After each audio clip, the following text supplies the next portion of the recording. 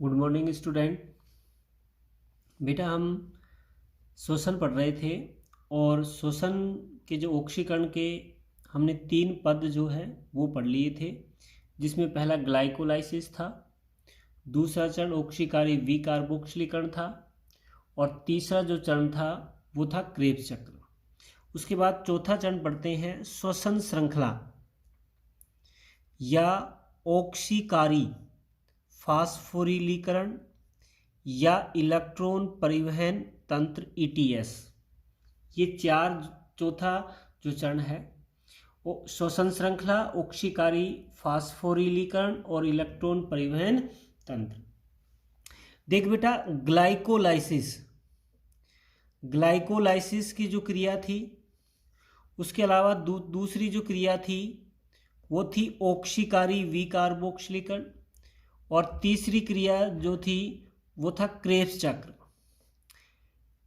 Glycolysis, ऑक्सीकारी विकार्बोक्सिलीकरण और Krebs चक्र के दौरान जो हाइड्रोजन आयन मुक्त होते हैं, उन हाइड्रोजन आयनों को या तो NAD ग्रहण करता है या इन्हें FAD ग्रहण करता है। NAD ग्रहण करके NADH बनाता है और FAD ग्रहण करके FADH का निर्माण करता है। ठीक बेटा, तो ये NADH और FADH का निर्माण होता है।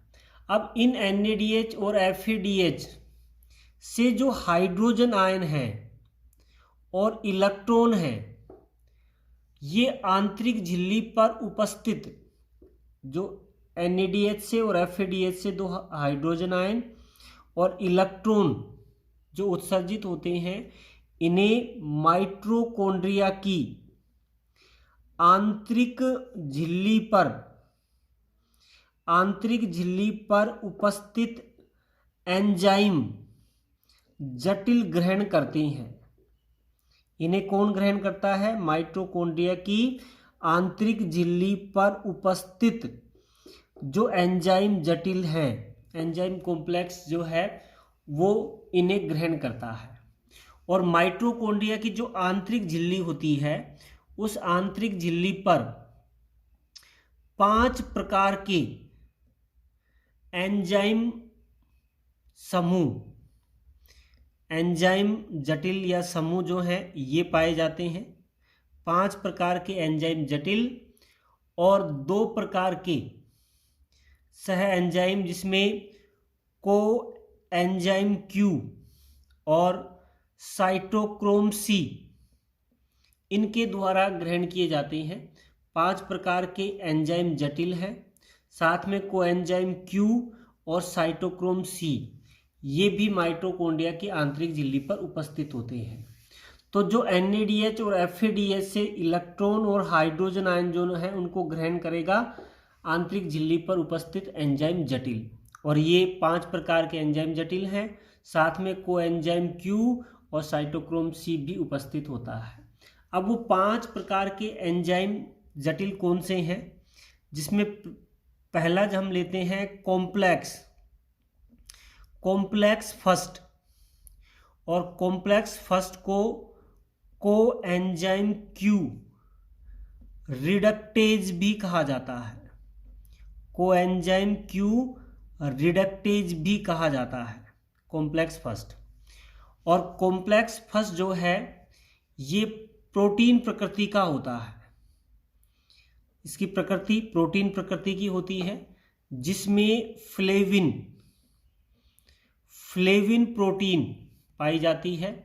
और इस फ्लेविन प्रोटीन में 6 अणु जो हैं ये आयरन के, व 1 अणु जो होता है ये सल्फर का होता है। अतः इसे FPS के रूप में लिखा जाता है। ये जो फ्लेविन प्रोटीन है, इस फ्लेविन प्रोटीन में 6 अणु तो किसके हैं? Fe के, और 1 अणु किसका होता है? सल्फर का। इसीलिए कारण इसे FPS के रूप में लिखा जाता है। ठीक बेटा, यह कॉम्प्लेक्स जो है ये हमेशा NADH से हाइड्रोजन आयन ग्रहण करता है और उत्सर्जित जो इलेक्ट्रॉन है उन्हें कोएंजाइम क्यू में स्थानांतरित कर देता है।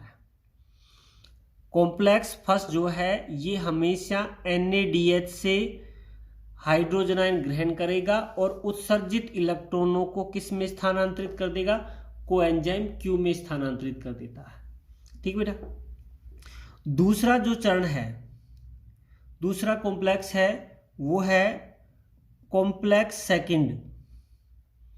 कॉम्प्लेक्स सेकंड और ये एंजाइम जटिल भी प्रोटीन प्रकृति का होता है। ठीक है, जिसमें उपस्थित फ्लेविन प्रोटीन जो है इसमें Fe के 3 अणु उपस्थित होते हैं। Fe के 3 अणु और एक अणु जो है ये सल्फर का उपस्थित होता है। इसमें Fe के 6 अणु, एक अणु सल्फर का था। इसमें Fe के 3 अणु और एक अणु जो है ये सल्फर का होता है। ठीक बेटा। और ये कॉम्प्लेक्स जो है हमेशा FADH से हाइड्रोजन आयनों को ग्रहण करता है और उत्सर्जित इलेक्ट्रॉनों को कोएंजाइम क्यू में स्थानांतरित कर देता है। उत्सर्जित 2 इलेक्ट्रॉन हैं उनको किस में स्थानांतरित करेगा, कोएंजाइम क्यू में स्थानांतरित कर देता है। ठीक बेटा। तीसरा कॉम्प्लेक्स, तीसरा जो कॉम्प्लेक्स है कॉम्प्लेक्स थर्ड। कॉम्प्लेक्स थर्ड जो है ये एंजाइम जटिल जो है ये भी प्रोटीन प्रकृति का होता है। तीनों प्रोटीन प्रकृति के हैं, जिसमें साइटोक्रोम बी व साइटोक्रोम सी उपस्थित होते हैं, जो कोएंजाइम क्यू से इलेक्ट्रॉन ग्रहण करता है। कोएंजाइम क्यू से इलेक्ट्रॉन ग्रहण करेगा और उसे इस किस में स्थानांतरित कर देता है, साइटोक्रोम सी में स्थानांतरित कर देता है। कोएंजाइम क्यू से इलेक्ट्रॉन ग्रहण करेगा और उसे साइटोक्रोम सी में स्थानांतरित कर देता है। ये हो गया कॉम्प्लेक्स थर्ड। तो कॉम्प्लेक्स फर्स्ट हो गया, कॉम्प्लेक्स सेकंड हो गया, कॉम्प्लेक्स थर्ड हो गया। ठीक बेटा। उसके बाद नंबर 4 पर लेते हैं कॉम्प्लेक्स फोर्थ। कॉम्प्लेक्स फोर्थ जो होता है ये जटिल कॉपर से निर्मित होता है। ये किससे बना है, कॉपर जो है उससे बना होता है। ठीक है। और जिसमें साइटोक्रोम A व साइटोक्रोम A2 पाए जाते हैं। इसमें क्या मिलेंगे, साइटोक्रोम A व साइटोक्रोम A2 पाए जाते हैं, जो साइटोक्रोम C से इलेक्ट्रॉन ग्रहण करता है और इन इलेक्ट्रॉनों को अंततः ऑक्सीजन में स्थानांतरित कर देता है। यानी इलेक्ट्रॉनों का अंतिम गहराई जो है वो ऑक्सीजन होती है। ये कॉपर प्रकृति का है। साइटोक्रोम A, साइटोक्रोम A2 इसमें पाए जाते हैं, जो साइटोक्रोम C से इलेक्ट्रॉनों को ग्रहण करेगा और O2 में स्थानांतरित कर देता है। ठीक बेटा। उसके बाद पांचवा कॉम्प्लेक्स है कॉम्प्लेक्स फिफ्थ। कॉम्प्लेक्स फिफ्थ जो होता है ये एंजाइम जटिल जो है इसमें ATPase एंजाइम पाया जाता है, जो इलेक्ट्रॉन व हाइड्रोजन आयन के स्थानांतरण, इलेक्ट्रॉन व हाइड्रोजन आयन जो है उनके स्थानांतरण से मुक्त ऊर्जा जो है उसकी सहायता से ADP में अकार्बनिक फॉस्फेट समूह जोड़कर ATP का निर्माण करता है। ये कॉम्प्लेक्स जो होता है जिसमें एटीपीएज एंजाइम पाया जाता है, एटीपी सिंथेटेज भी बोलते हैं, जो इलेक्ट्रॉन और हाइड्रोजन आयन से मुक्त ऊर्जा की सहायता से एडीपी में अकार्बनिक फॉस्फेट समूह जोड़कर एटीपी का निर्माण करता है। ठीक है बेटा।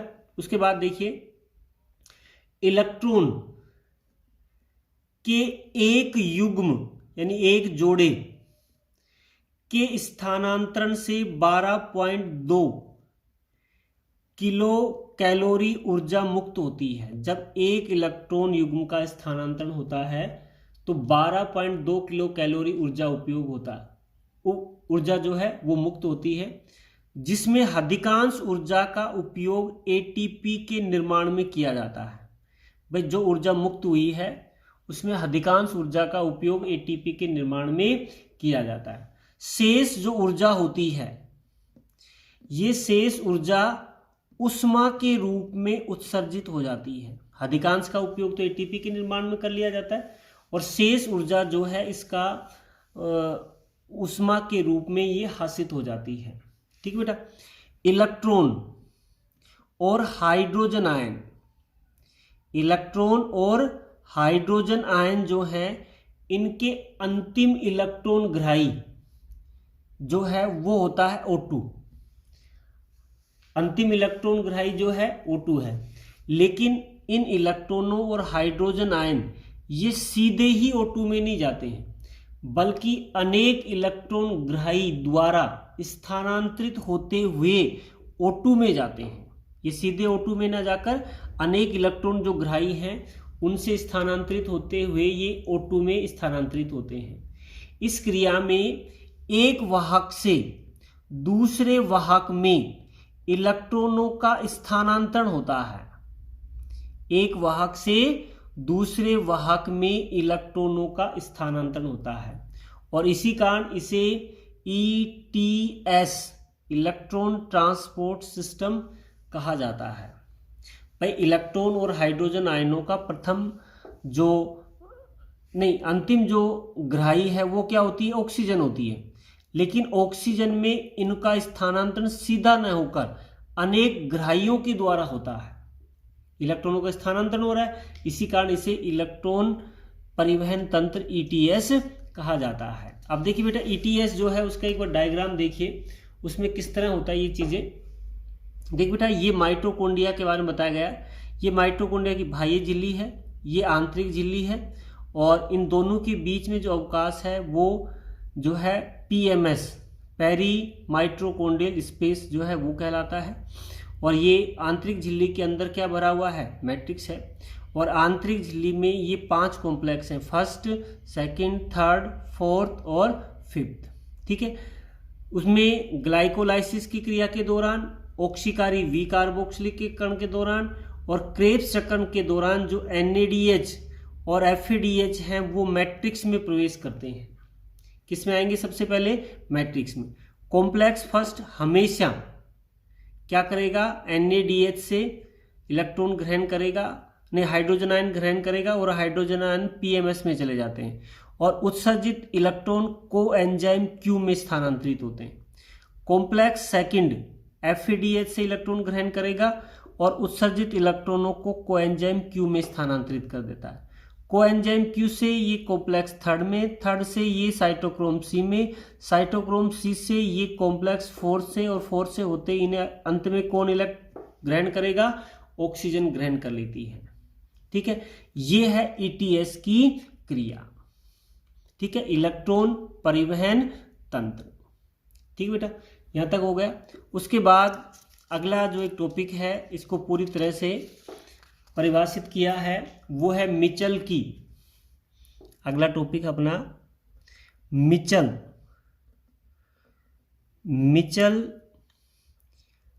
की रासायनिक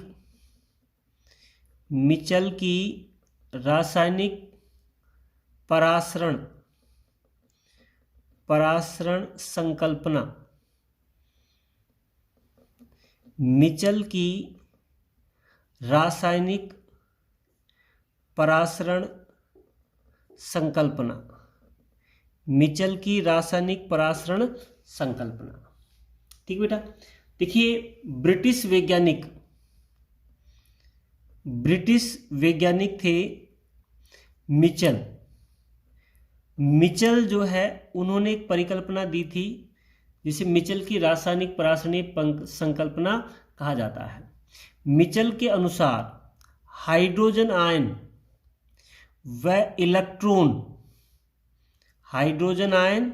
व इलेक्ट्रॉन जो हैं इनके स्थानांतरण से मुक्त हुई जो गतिज ऊर्जा है उसको एटीपी के रूप में रासायनिक ऊर्जा में परिवर्तित किया जाता है। जो इलेक्ट्रॉन व हाइड्रोजन आयनों के स्थानांतरण से जो गतिज ऊर्जा मुक्त हुई है, इस गतिज ऊर्जा को एटीपी के रूप में रासायनिक ऊर्जा में परिवर्तित किया जाता है। ठीक है, और इसके आधार पर मिचेल जो है उसको 1979 में नोबेल पुरस्कार से सम्मानित किया गया था। मिचेल को इस प्रयोग के आधार पर उन्होंने 1979 में नोबेल पुरस्कार से सम्मानित किया गया था। ठीक बेटा। मिचेल के अनुसार हाइड्रोजन आयन और इलेक्ट्रॉन जो हैं इनका जो स्थानांतरण है वो आंतरिक झिल्ली, माइटोकॉन्ड्रिया की जो आंतरिक झिल्ली है उस आंतरिक झिल्ली में होता है। इलेक्ट्रॉनों का स्थानांतरण कहाँ होता है? आंतरिक झिल्ली में, जिसमें हाइड्रोजन आयन जो है ये एम साइड यानी मैट्रिक्स जो साइड है एम साइड से ये सी साइड, साइटोप्लाज्मिक जो साइड है एम साइड से सी साइड की ओर गति करती हैं। मिचेल ने क्या बताया कि हाइड्रोजन आयन व इलेक्ट्रॉनों का स्थानांतरण कहाँ होता है? माइटोकॉन्ड्रिया की आंतरिक झिल्ली में होता है, जिसमें हाइड्रोजन आयन है वो एम साइड से सी साइड की ओर गति करते हैं। एम साइड से कहाँ गति करेंगे? सी साइड की ओर गति करते हैं, यानी मैट्रिक्स से साइटोप्लाज्म की ओर गति करते हैं। ठीक है, जिससे क्या होगा कि जो सी साइड है, सी साइड जो है उसका माध्यम जो है ये अम्लीय हो जाता है। हाइड्रोजन आयनों की सांद्रता बढ़ेगी तो माध्यम क्या हो जाएगा? सी साइड का अम्लीय हो जाता है। अर्थात मैट्रिक्स की तुलना में सी साइड में अधिक धनायन जो हैं उनकी मात्रा बढ़ जाती है। सी साइड की ओर धनायन जो है ये अधिक मात्रा में जो है ये हो जाते हैं। जब इलेक्ट्रॉन एक वाहक से दूसरे वाहक में स्थानांतरित होते हैं, भाई इलेक्ट्रॉन एक तो सी साइड की ओर का जो माध्यम है वो कैसा हो गया? अम्लीय, हाइड्रोजन आयनों की सांद्रता बढ़ने के कारण। दूसरा, इलेक्ट्रॉन जब एक वाहक से दूसरे वाहक में स्थानांतरित होते हैं तो उनके स्थानांतरण से जो मुक्त ऊर्जा जो मुक्त हुई है, ये मुक्त ऊर्जा, इस मुक्त ऊर्जा के कारण हाइड्रोजन आयन जो हैं, इलेक्ट्रॉनों के स्थानांतरण से जो ऊर्जा मुक्त हुई है उस हाइड्रोजन मुक्त ऊर्जा से हाइड्रोजन आयनों पर एक गतिदायी बल लगता है। भाई एक तो हाइड्रोजन आयनों की सांद्रता अधिक हो गई, दूसरा जब इलेक्ट्रॉन एक वाहक से दूसरे वाहक में स्थानांतरित हो रहा है तो ऊर्जा मुक्त कर रहा है, और उस ऊर्जा मुक्त के कारण हाइड्रोजन आयनों पर एक गतिदायी बल लगता है। जिससे ये हाइड्रोजन आयन पीएमएस से पुनः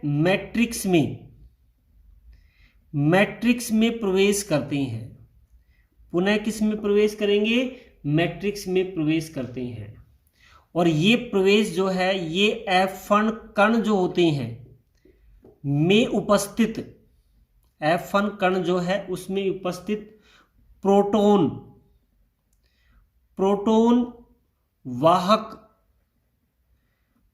वाहक नाल जो है उसके द्वारा होता है। भाई ये जो हाइड्रोजन आयन है जिन पर गतिदायी बल लगा है, ये हाइड्रोजन अब जो है पीएमएस से पुनः किस में आएंगे? मैट्रिक्स में आएंगे। और किससे आएंगे?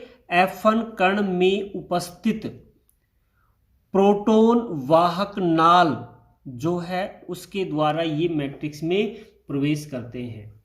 इस प्रकार हाइड्रोजन आयनों के स्थानांतरण से, हाइड्रोजन आयन जो है उनके स्थानांतरण से ऊर्जा मुक्त होती है और इस ऊर्जा की सहायता से एटीपीएज जो होता है ये एडीपी में अकार्बनिक फॉस्फेट को जोड़कर एटीपी का निर्माण करता है। किसका निर्माण होता है? एटीपी जो है उसका इसमें निर्माण होता है। क्योंकि जब हाइड्रोजन आयन गति करेंगे और हाइड्रोजन आयन जब गति करेंगे तो जो ऊर्जा मुक्त होती है उस ऊर्जा की सहायता से जो एटीपीएज है वो एडीपी में अकार्बनिक फॉस्फेट को जोड़कर एटीपी का निर्माण करता है। ठीक है। अतः मिचल के अनुसार H+ आयनों यानी हाइड्रोजन आयनों के स्थानांतरण से एटीपी का निर्माण होता है। हाइड्रोजन आयन जो है उनके स्थानांतरण से क्या बनता है?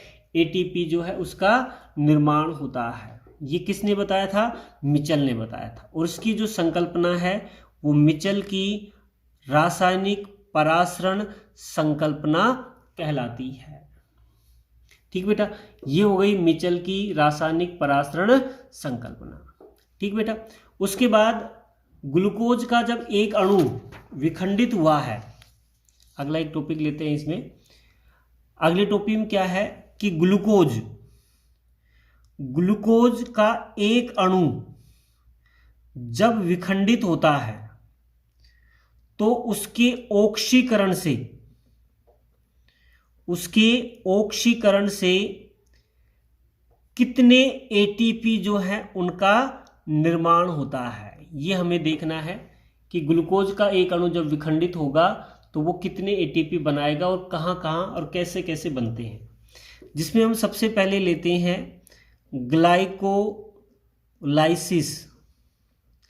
देख बेटा, ग्लाइकोलाइसिस की क्रिया में आपने पढ़ा होगा कि इसमें 2 ATP का शुद्ध लाभ होता है।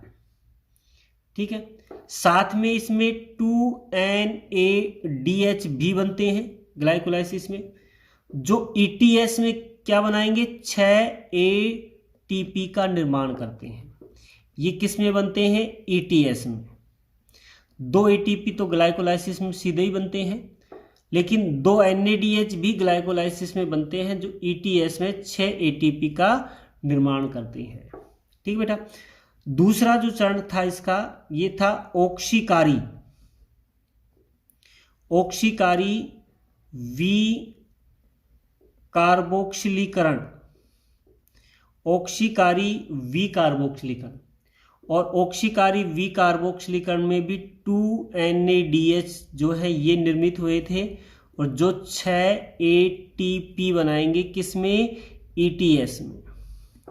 ETS में कितने ATP बनाएंगे? ये 6 ATP बनाते हैं। ठीक बेटा, ये क्या हो गया? ऑक्सीकारी विकार्बोक्सिलीकरण हो गया और दूसरा चरण अपना हो गया ग्लाइकोलाइसिस। अब तीसरा चरण है क्रेब्स चक्र। क्रेब्स चक्र में कितने ATP NADP बने थे? 6 NADH बने थे। ठीक है।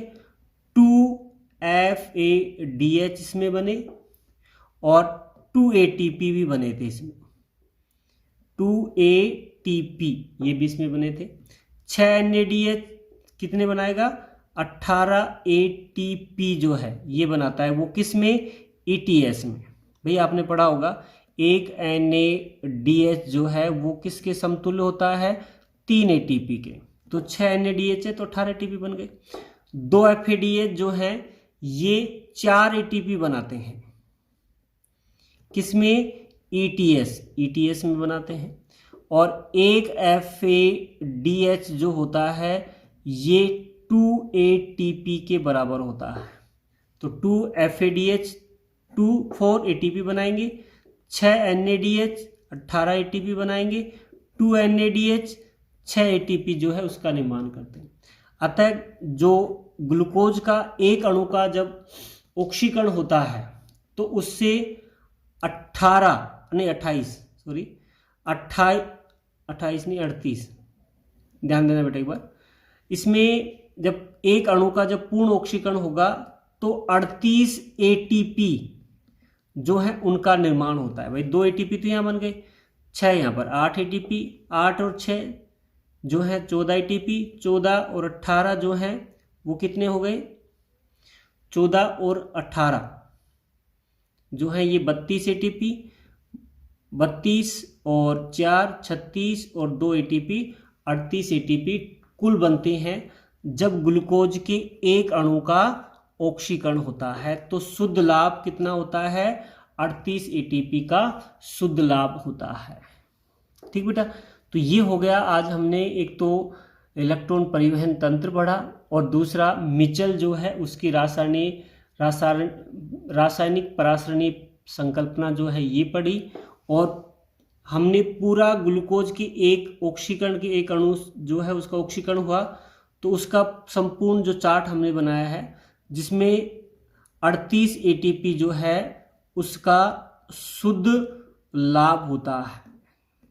ठीक है बेटा, तो ये हो गया मिचेल की रासायनिक परासरणी संकल्पना ETS और इसका संतुलित चार्ट। ठीक है बेटा, आज के लिए इतना ही। Thank you.